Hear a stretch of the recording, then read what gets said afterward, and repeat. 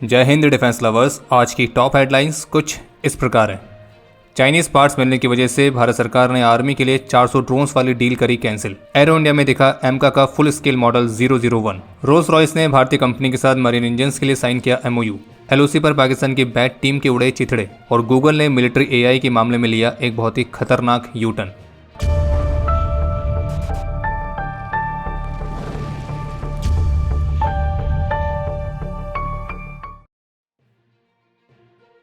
India today की latest report के मुताबिक चाइनीज कंपोनेंट्स पाए जाने की वजह से इंडियन आर्मी ने 230 करोड़ रुपीस के कॉन्ट्रैक्ट्स को कैंसिल किया है, जिनके तहत इंडियन आर्मी के लिए कम से कम 400 ड्रोन्स खरीदे जाने थे और जो कि मुख्य रूप से पूर्व लद्दाख में एलएसी के साथ डिप्लॉय किए जाते हैं।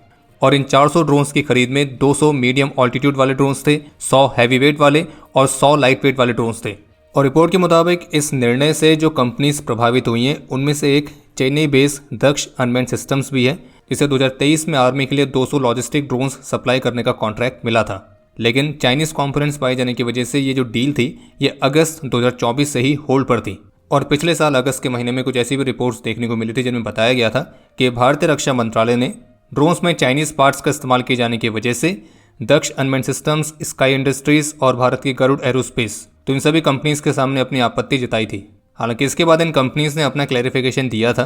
जैसे कि मनी कंट्रोल के साथ बातचीत में गरुड़ एरोस्पेस की तरफ से ये कहा गया था कि वे सभी सरकारी नियमों का पालन करते हैं और वो ये भी सुनिश्चित करते हैं कि उनके सभी कंपोनेंट्स उनके प्रोडक्ट्स में इंटीग्रेट होने से पहले सभी तरह की रेगुलेटरी और क्वालिटी स्टैंडर्ड्स को पूरा करते हैं। जबकि दक्ष अनमैन्ड सिस्टम्स के प्रवक्ता का कहना था कि वे अपने डिफेंस ड्रोन्स में किसी भी तरह के चाइनीज कंपोनेंट का इस्तेमाल नहीं करते हैं और इसलिए इस तरह के सारे क्लेम्स सच नहीं है। बाकी मीडिया रिपोर्ट्स में डिफेंस सोर्सेस के हवाले से ये भी कहा गया है कि इन्वेस्टिगेशन में इस बात का खुलासा हुआ है कि चाइनीज ओरिजिन के इलेक्ट्रॉनिक कंपोनेंट इन ड्रोन्स में इस्तेमाल किए गए थे, जो कि भारत की राष्ट्रीय सुरक्षा के लिए एक गंभीर खतरा बन सकते हैं। और जबकि इसी मामले पर टाइम्स ऑफ इंडिया की रिपोर्ट के मुताबिक भारत की डिफेंस एस्टेब्लिशमेंट को जैसे मजबूत मैकेनिज्म को भी बना रही है, जो कि इस बात को सुनिश्चित करेगा कि इंडियन आर्म्ड फोर्सेस के लिए एक्वायर किए जाने वाले मिलिट्री ड्रोन्स में किसी भी तरह के चाइनीज पार्ट्स, इलेक्ट्रॉनिक्स या कोई मैलिशियस कोड्स ना रहें।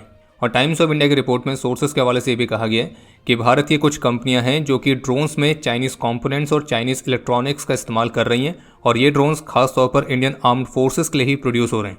तो इसलिए ये एक प्रमुख साइबर सिक्योरिटी थ्रेट बन सकते हैं और जिससे डेटा सिक्योरिटी और ऑपरेशंस के भी कॉम्प्रोमाइज़ होने की संभावना बन जाती है, क्योंकि एडवर्सरी जैमिंग के माध्यम से हमारे ड्रोन्स को सीज कर सकती है, उसका कंट्रोल ले सकती है। और ये भी हो सकता है कि चाइनीज इलेक्ट्रॉनिक्स जो इसमें इस्तेमाल किए गए तो उनमें किसी तरह का बैकडोर हो सिक्योरिटी प्रोटेक्शन मेजर्स को बाईपास करने के लिए। और मिलिट्री के लिए खरीदे जाने वाले ड्रोन्स में चाइनीज पार्ट्स या किसी भी तरह के मैलिशियस कोड्स की संभावना को पूरी तरह से खत्म करने के लिए काउंटर चेकिंग और टेक्निकल वेरिफिकेशंस को भी शुरू किया गया है। और इन सभी प्रक्रियाओं में तेजी खास तौर पर उस इंसिडेंट के बाद से देखी गई है जब कुछ समय पहले चीन और पाकिस्तान के साथ सीमाओं पर तैनात यूएवीज में कुछ ऑपरेशनल फेलियर्स देखे गए थे। Rolls Royce marine north America ने भारत की त्रिवेणी इंजीनियरिंग एंड इंडस्ट्रीज लिमिटेड के साथ एक एमओयू साइन किया है और इस पार्टनरशिप के तहत वे भारत के लिए 4 मेगावाट के मरीन गैस टरबाइन जनरेटर्स के कोलैबोरेशन को एक्सप्लोर करेंगे। और इस एग्रीमेंट में मरीन गैस टरबाइन जनरेटर्स की कॉम्प्रिहेंसिव सेल्स और सपोर्ट एक्टिविटीज़ के साथ उसका डिज़ाइन, डेवलपमेंट और मैन्युफैक्चरिंग ये सभी शामिल है।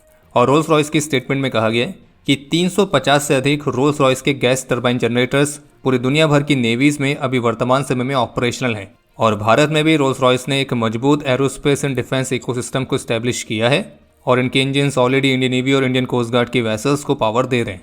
और बाकी आपको आसान शब्दों में बता दें कि जो मरीन गैस टरबाइन जनरेटर्स होते हैं तो वो एक तरह से शिप्स के पावर सोर्स हुए और इनके काम करने का तरीका जेट इंजन की तरह ही होता है, बस फ़र्क यह है कि ये थ्रस्ट के बजाय इलेक्ट्रिसिटी को जनरेट करते हैं। इसके अलावा एक इंटरेस्टिंग अपडेट यह है कि भारत में अत्याधुनिक मिलिट्री टेक्नोलॉजीज की खोज को और बढ़ाने के उद्देश्य के साथ आज 7 फरवरी को डीआरडीओ हेडक्वार्टर्स में directorate of futuristic technology management ने रीडिफाइंड और ऑगमेंटेड रिसर्च वर्टिकल्स और थ्रस्ट एरियाज को रिलीज किया है ताकि डायरेक्टेड रिसर्च को स्ट्रीमलाइन और उस पर फोकस किया जा सके।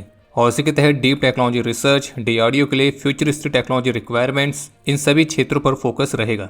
और करीब 15 DRDO industry academia centres of excellence में डिस्ट्रीब्यूटेड जो मौजूदा 65 रिसर्च वर्टिकल्स हैं तो उनको 82 रिसर्च वर्टिकल्स में रीडिज़ाइन किया गया है। यानी कहने का मतलब यह है कि ये जो सारे प्रयास है इनका प्रमुख उद्देश्य बस यही है कि जो अत्याधुनिक डीप टेक्नोलॉजी रिसर्च एरियाज़ हैं तो उन पर और भी अच्छी तरह से फोकस किया जाए ताकि हमारे जो ओवरऑल रिसर्च आउटकम्स हैं वो और मजबूत हों। और बाकी रिसर्च के कुछ नए एरियाज भी इंट्रोड्यूस किए गए हैं, जैसे कि compound semiconductor technologies, laser beam combining based communication, software defined radios, उभरते हुए RF technologies, cryptography, information security और ऐसी अन्य सभी। जैसे जैसे एरो इंडिया पास आ रहा है तो वैसे वैसे एरो इंडिया से जुड़े हुए बहुत ही इंटरेस्टिंग अपडेट्स भी आ रहे हैं। पहला तो यही है कि एरो इंडिया शो में पार्टिसिपेट करने के लिए Su-57 ऑलरेडी बेंगलुरु पहुंच चुका है। इसके अलावा HAL की तरफ से ऑफिशियली कंफर्म कर दिया गया है कि इस बार के फ्लाइंग डिस्प्ले में जो तेजस मार्क 1 फाइटर है वो भी रहेगा। और इतना ही नहीं बल्कि इस बार इंडियन पैवेलियन में पहली बार भारत के 5th जनरेशन फाइटर जेट एमका का 1:1 मॉडल भी देखने को मिलेगा। और जानकारी के लिए आपको बता दें कि 1:1 मॉडल का मतलब होता है कि एक्चुअल एयरक्राफ्ट का एक फुल स्केल रेप्लिका, यानी कि जो एक्चुअल एयरक्राफ्ट होगा तो उसके एग्जैक्ट डायमेंशंस और उसके एग्जैक्ट प्रोपोर्शंस इस मॉडल में दिखाए जाते हैं, और जिससे ये आइडिया मिल जाता है कि एक्चुअल में एयरक्राफ्ट कैसा दिखेगा। और एमका के इस फुल स्केल 1:1 मॉडल की तस्वीरें ऑलरेडी इंटरनेट पर वायरल भी हो चुकी हैं, जैसे कि इसकी कुछ बहुत ही शानदार तस्वीरें भारत की aerospace and defence trade magazine वायु एरोस्पेस रिव्यू ने अपने ऑफिशियल एक्स हैंडल से शेयर करी हैं। और इन तस्वीरों में आप साफ तौर पर देख सकते हैं कि इस मॉडल के रियर साइड में सीरियल नंबर लिखा गया है 001। और बाकी इस बार इंडियन पैवेलियन में एमका के इस मॉकअप के अलावा HAL कैट्स वॉरियर के एक functional full scale engineering demonstrator को भी डिस्प्ले करने वाली है। और इस बार भारत के नेक्स्ट जनरेशन के एडवांस लाइट हेलीकॉप्टर के साथ RUAV भी डिस्प्ले में रहेगा। और जिस इंडिया पैवेलियन में ये सारी चीजें दिखेंगी तो उसकी थीम रहेगी फ्लाइट ऑफ सेल्फ रिलायंस। और यहाँ पे नई टेक्नोलॉजीज और भविष्य के कुछ प्रोडक्ट्स के लिए अलग से सेक्शन भी होने वाला है। बाकी एरो इंडिया शो में साब ग्रुप इंडियन एयरफोर्स के लिए अपने ग्रिपन फाइटर्स की स्ट्रॉन्ग पिच के लिए फिर से तैयार है। और एरो इंडिया शो में ग्रिपनी के कॉकपिट सिमुलेटर के साथ आपको इस एयरक्राफ्ट का फुल स्केल रेप्लिका देखने को मिलेगा। और साब ग्रुप अपने कुछ अन्य वेपन सिस्टम्स जैसे कि Carl Gustaf M4 next generation की लाइट एंटी टैंक वेपन्स, तो इन सभी सिस्टम्स को भी डिस्प्ले करेगी। लेटेस्ट मीडिया रिपोर्ट्स के मुताबिक 4 फरवरी की रात को पाकिस्तान ने भारत में एक बड़ी घुसपैठ कराने का प्रयास किया था, लेकिन इंडियन आर्मी के सतर्क वीरों ने पाकिस्तान के उस प्रयास को नाकाम किया है। और ये भी बताया जा रहा है कि इस घुसपैठ में पाकिस्तानी आर्मी के 2 से 3 पर्सनल भी शामिल थे। और एक घटना है जम्मू कश्मीर की पुंछ डिस्ट्रिक्ट में कृष्ण घाटी सेक्टर में LOC के साथ की, और ये हुई है 4 और 5 फरवरी की रात को, यानी कि एंटी इंडिया एजेंडा को पुश कराने वाले POJK में पाकिस्तान द्वारा होस्ट किए गए so called Kashmir solidarity day के टाइम पर। और इस घुसपैठ में पाकिस्तान की जो बैट टीम है वो मुख्य रूप से शामिल थी, जिसमें उनका टारगेट था कि भारत में घुसपैठ करके हमारी फॉरवर्ड पोस्ट पर हमला करना। लेकिन इंडियन आर्मी ने न केवल इस कोशिश को नाकाम किया है बल्कि इसके साथ साथ पाकिस्तान के 7 सुअरों को हुरिफाइड भी किया है, जिनमें 2 से 3 पाकिस्तानी आर्मी रेगुलर्स हैं। और इस दौरान जो सुअर मारे गए हैं वो अल बदर ग्रुप के मेंबर्स हैं। और ये भी रिपोर्ट सामने आ रही है कि LOC पर अपनी तरफ पूरे एरिया को पाकिस्तानी आर्मी ने घेर के रखा हुआ था, और पाकिस्तानी आर्मी में ब्रिगेडियर रैंक का ऑफिसर खुद सिचुएशन को मॉनिटर कर रहा था। और जम्मू में कृष्ण घाटी वाली एरिया के अपोजिट साइड में जो पाकिस्तान की पोस्ट है तो वहां पे वे व्हाइट फ्लैग लेके खड़े थे। लेकिन हुआ ये कि जब इन सुअरों ने भारत में घुसपैठ करने का प्रयास किया तो पहले तो वो लैंड माइन की चपेट में आ गए, और उस लैंड माइन के ब्लास्ट में कम से कम 5 सुअरों के ढेर होने की रिपोर्ट सामने आई। और फिर उसके बाद और भी सुअरों को ढेर किया गया इंडियन आर्मी के ऑपरेशन में। और अभी POJK में जो इवेंट हुए थे तो उससे रिलेटेड कुछ और वीडियोस आई हैं जिनमें पाकिस्तान द्वारा स्पॉन्सर्ड सुअर ये कह रहे हैं कि कश्मीर के मामले में वे हमास की लीडरशिप को फॉलो करेंगे और उनके रोड मैप के अनुसार ही अपने गोल को अचीव करेंगे। बाकी इस तरह की स्टेटमेंट से और कुछ नहीं, ये हमास का खर्चा पानी पूरी तरह से बंद करवाने के चक्कर में। इंडियन आर्मी की व्हाइट टाइगर डिवीजन ने बबीना में जल संग्राम नाम की एक्सरसाइज को आयोजित किया था, और जिसमें उन्होंने टैक्टिकल फ्लोटेशन और मैन्यूवरिंग में अपनी प्रिसिशन को शोकेस किया है। और इस एक्सरसाइज के दौरान वाटर क्रॉसिंग्स के लिए आर्मी के नेक्स्ट जनरेशन के इक्विपमेंट को वैलिडेट किया गया था। और इसमें अग्निवीर्स भी BMP-2 T-90 K9 वज्र तो इनके साथ ऑपरेट करते हुए शामिल हुए थे। इसके अलावा इंडियन ओशन रीजन में इंडियन नेवी ट्रॉपेक्स एक्सरसाइज के 2025 एडिशन में शामिल है, और जिसमें इंडियन नेवी की सभी ऑपरेशनल यूनिट्स के साथ आर्मी, एयरफोर्स और कोस्ट गार्ड के एसेट्स भी पार्टिसिपेट कर रहे हैं। और इस दौरान नेवी ने अपनी कोर वॉर फाइटिंग स्किल्स को वैलिडेट करने के साथ साथ एसिमेट्रिक, कन्वेंशनल और हाइब्रिड थ्रेट्स के खिलाफ भी अपने रिस्पॉन्स को वैलिडेट किया है। और ये एक एक्सरसाइज है जो कि जनवरी से मार्च 2025 तक चलेगी, और इसे अलग अलग फेसेस में कंडक्ट किया जा रहा है। बाकी एक बड़ा अपडेट ये सामने आया है कि गूगल ने अपनी उस कमिटमेंट को, या यूँ कहें अपनी उस प्लेज को रिमूव कर दिया है, जिसमें उन्होंने ये कहा था कि वे AI का इस्तेमाल वेपन्स या सर्विलियंस के लिए नहीं करेंगे।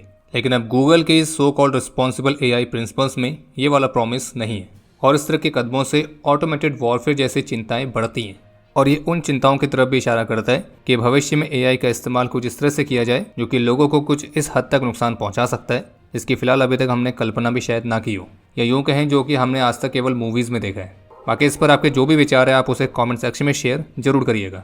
बाकी अब समय है आज के इतिहास का। आज के दिन 2003 में जम्मू कश्मीर के पुलवामा में अपने अदम्य साहस और वीरता का परिचय देते हुए मेजर वाई रमेश आचार्य वीर गति को प्राप्त हुए थे और इन्हें मरणोपरांत सेना मेडल से सम्मानित किया गया।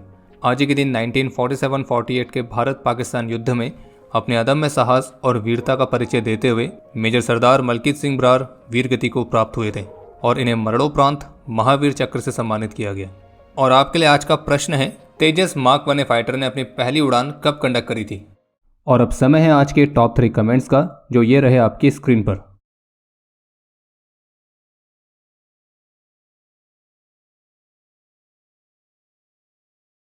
उम्मीद है आपको आज का एपिसोड पसंद आया होगा।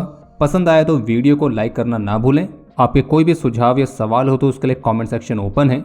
और अगर आप डिफेंस रिलेटेड और भी एक्सक्लूसिव कंटेंट में दिलचस्पी रखते हैं तो आज ही प्ले स्टोर से डिफेंस स्क्वाड की सुपर ऐप को डाउनलोड करना ना भूलें। और अगर आप चैनल पर पहली बार आए हैं तो squadron.in पे जाके हमारे नए डिज़ाइंस को भी चेकआउट जरूर करें। बाकी जल्द मिलेंगे नए एपिसोड के साथ। तब तक के लिए जय हिंद, जय भारत।